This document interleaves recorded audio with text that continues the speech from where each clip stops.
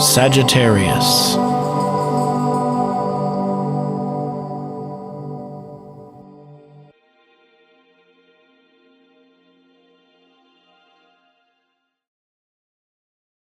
Hello everyone, I would just like to take a slight moment off the top here before we start our July forecast. I just want to thank you all for the inspiration you give me that again can hopefully be inspiring you. I would love to thank each and every country, but that would be a long list. We are now being viewed in 177 countries. So you know who you are when I thank you for that blessing and for you sharing these videos.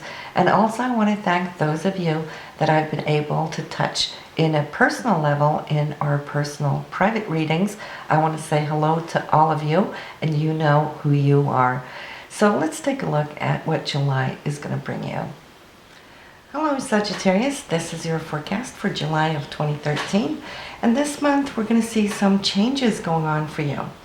Now, ever since summer of last year until now, I see how you've been juggling and balancing anything having to do with partnerships, relationships, relating one-on-one.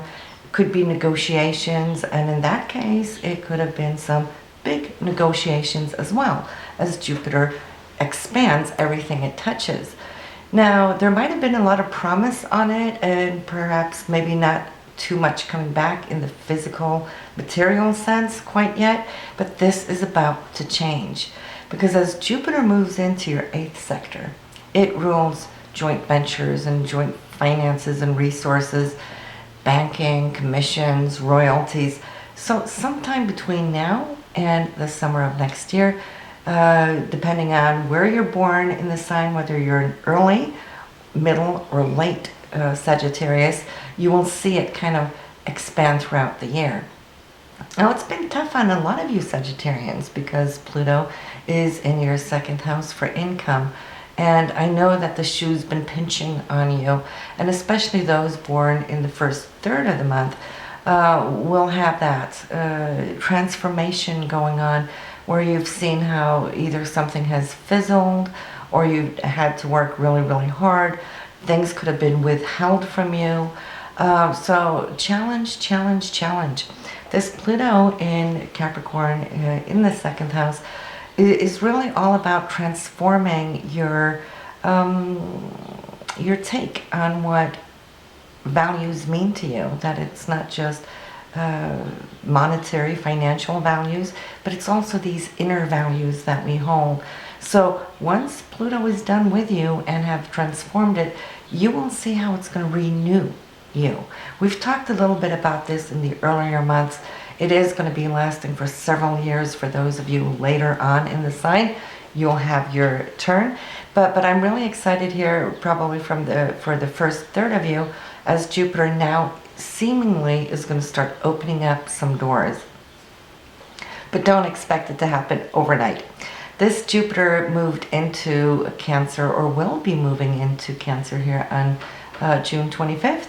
This is for those of you listening to this forecast prior to July, which I know many of you do. So the 25th, the shift is done. It has been in Gemini, and you know Gemini talks. It communicates. It could promise things. It's the dual sign, so you might have heard news that things would be coming and then it wasn't coming, because it goes like this in Gemini. But now, as it's out of there, all depending on how you've negotiated this, because 7th house is all about negotiation, the one-on-one partnership things. If you've done a good job there, you should start seeing things manifest here a little bit later this month. Now, let me explain what goodies you got coming here, because we have a golden triangle between some of the big players of the zodiac coming in, with Mars giving it a kick. Okay, so we've got some excitement. But let's just start top of the month here.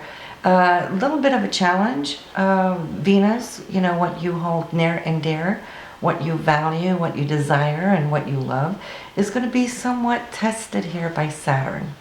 And Saturn is authorities, but it could also mean your own inner authority, that you're going to kind of, the wall's going to come up on some issue that you might have to feel like you need to defend.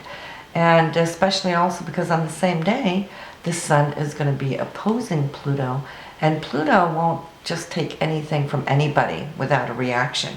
So I see this force coming up. It could be a little bit intense, but it's like something or somebody might be pushing your buttons on this day. However, though, already there on the 3rd, it looks like things are going to calm down. The sun is squared Uranus, and Uranus will just kind of break away from whatever that issue was, and you'll find your path and your sense of liberation again. And then on the 7th and 8th, it's a good day because this very same Venus, those things you value, love, and cherish, are going to be in trine to Uranus. So something, some news or something coming to you, you might have been waiting for it, but it still seems to kind of come like unexpectedly when it does, is going to enter the scenario. And this is the same day as Saturn, which has been asleep since end of January, is going to start moving forward. And we need Saturn in order to manifest things. That's what gives it grounding, it gives it anchor, it gives it shape and form into this 3D reality. So he's waking up same day, and this is the same day of the new moon. So I mean, the 7th and 8th here, fantastic days. It's like an awakening, it's an empowering. The new moon here this month for you will be in this very sector of joint resources. So, you know, this is the time for you to put in your intentions, how you want the next year to look like. If you have been seeing how your royalties have kind of been like touch and go, promise, not follow through, this is the time for you to say, for the rest of the year until next year, I want my resources, I want my commissions and royalties to come together smoothly, right? This is where it's coming from. And since Saturn is also awakening on that day, it's going to breathe that security and stability into the picture. And then, hey, let's jump to the 17th, because this Jupiter we're talking about is forming this beautiful golden triangle to Neptune and Saturn. Jupiter brings anything it brings it in big. Okay, it's the largest body in the solar system. And it's always very jovial, it's abundant, it's just extremely generous. Now, it coupling up here with Neptune, what does Neptune do? Neptune envisions, it dreams, and there's no limit to Neptune because there's no boundaries in this planet. And so, big dreams. That's what that equates to. And that can be all good and well, but dreams without an anchor is just air castles. It's a pie in the sky. Dream all you want. It may not happen. However, on this very same day, Saturn, and thank God he's direct right now, and the force is with us, is saying, is this what you want? Is this really your dream? And you know how we say, be careful what you wish for? This is one of those times, because it is a big dream. And you might have been working on this for a long time. But Saturn's going to come along and say, okay, I see your wish. If this is what you want, you're granted. Here's the green light. Beautiful, perfect triangle. And then this Saturn is also going to give support equally to Jupiter as it will Neptune. And then on the 20th, Mars is going to join the party here, moving into the same area of your 8th house, and really starting to rev up those energies of that golden triangle that's in square, in trine. So from the 17th, 19th, dreams coming together, really being primed up. Here comes Mars wanting to take action on those things on a practical level. And you might find yourself picking up the phone, calling important people, somebody that can come to the table and make things happen. Just be very careful, because on the 20th, Mercury is still retrograde to the 21st, and Mars is really active here on this day, and wanting to jump, wanting to secure. You know, you've worked probably a long time, some of you, on these projects, and it's seemingly just all coming together for you right now. So of course you're going to be quite anxious to, sign your name. It's like try to hold a racehorse back when it's ready to spurt.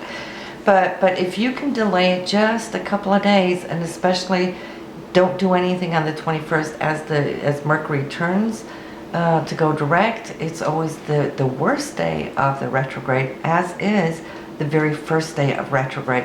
Just as the planet turns, it just jars everything. So anytime after the 21st, if you can drag it out to the 27th, even better, and better yet, wait to beginning of August.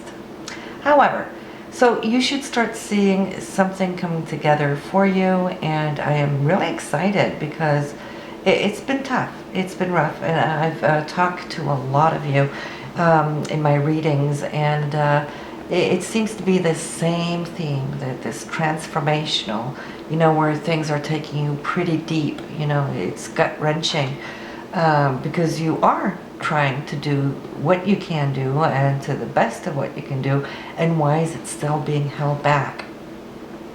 However, though, here on Venus, 22nd of July, it's going to be moving into Virgo. Virgo is your 10th house of career. So this is again trying to put something on the map here where you should start seeing something coming together where you're feeling more at ease and released, and where your dignity, your worth, all of this now is going to radiate and shine. Same day there on the 22nd, we have the sun moving into Leo, which is for you your 9th house. And so it's reaching for a higher understanding, it's reaching for wanting to expand, travel, could be new people coming in from faraway places or foreign countries that you may be talking to. That the sun is you, and it's in the 9th house of Jupiter, wanting to expand, and in the sign of Leo, wanting to have some fun.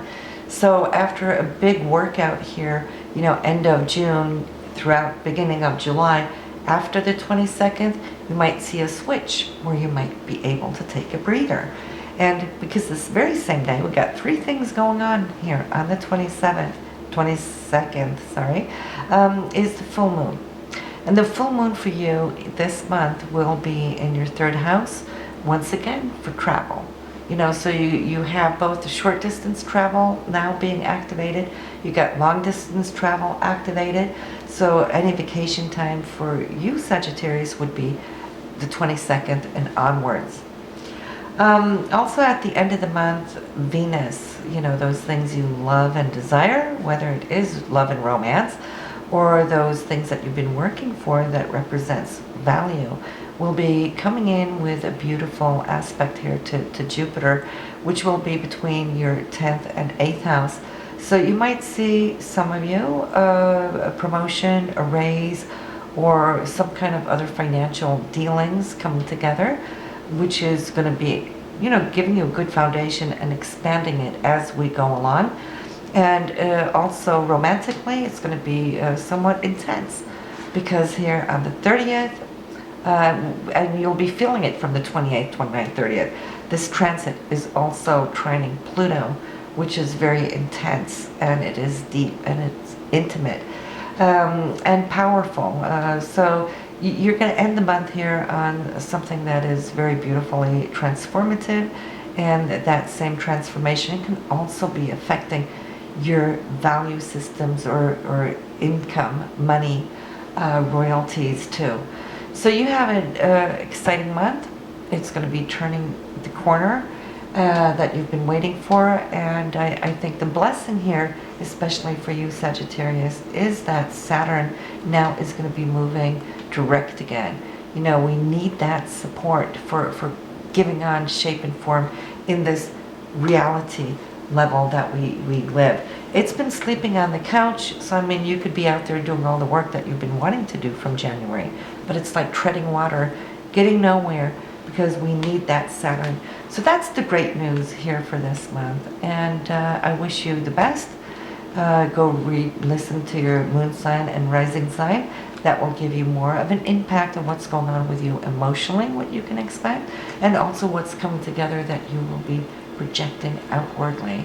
So deep and intense month of July. I wish you the best, and I will see you next month.